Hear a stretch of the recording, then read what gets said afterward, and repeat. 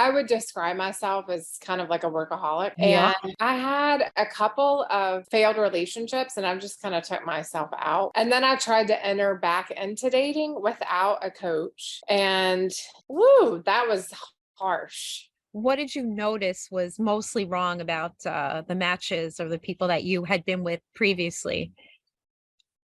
I always wanted more. When you're going for the gold and you want your soulmate, you want all the things. You don't want to leave out two things and have three and be like, well, this is the best I can get, or time is running out, or any of those things that you tell yourself. How did it feel in those relationships? I would say lonely and not connected.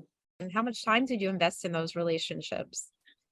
4 years, 5 years. So speaking of like childhood, like modeling, like not having an example, what was the modeling like for you? I really had to kind of prove myself. I was raised by a narcissistic mom, and then I had a dad who really wouldn't stand in there and fight for me. I was hiding behind all of that. Like, I have to be tough. And you're not really lovable when you've got that tough exterior on.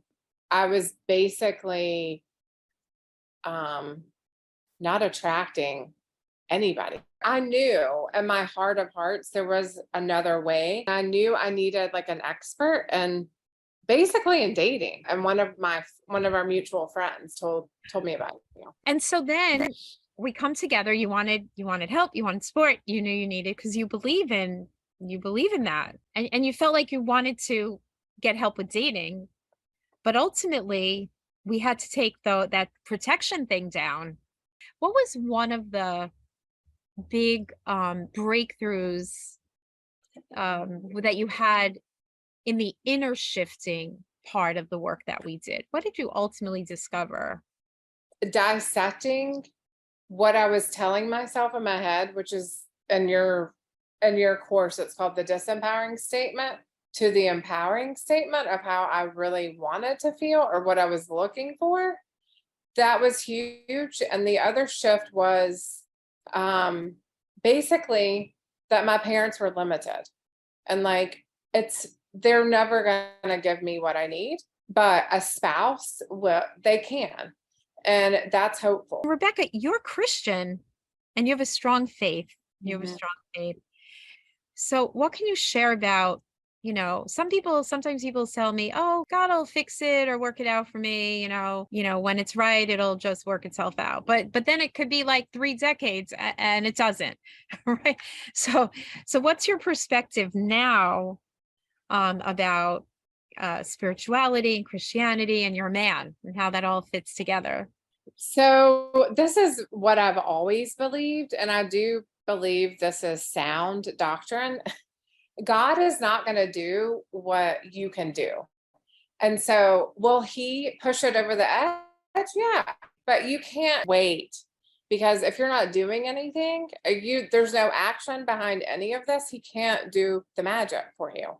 But when I met Todd, I mean, the moment that I met him, we talked on the phone and then we had a date. And our first date, like, I liked the way he looked. That's one of the rules, right? Like, are you attracted to them?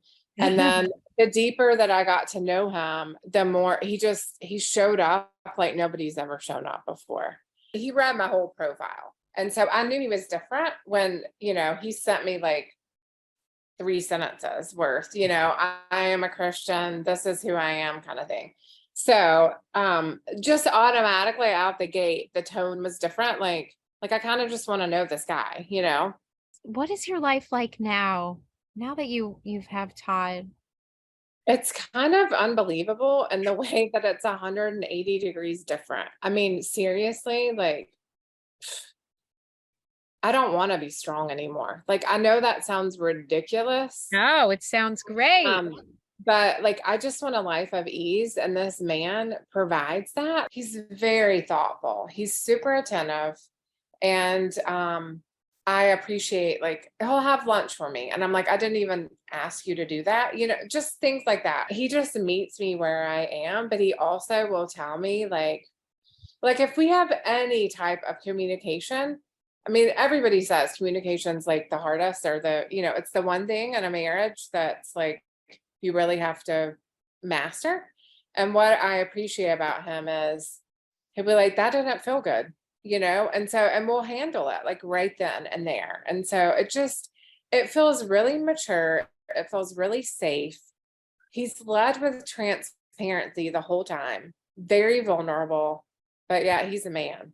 And so it puts me in a spot where I can just kind of lean back and I don't have to be the leader anymore.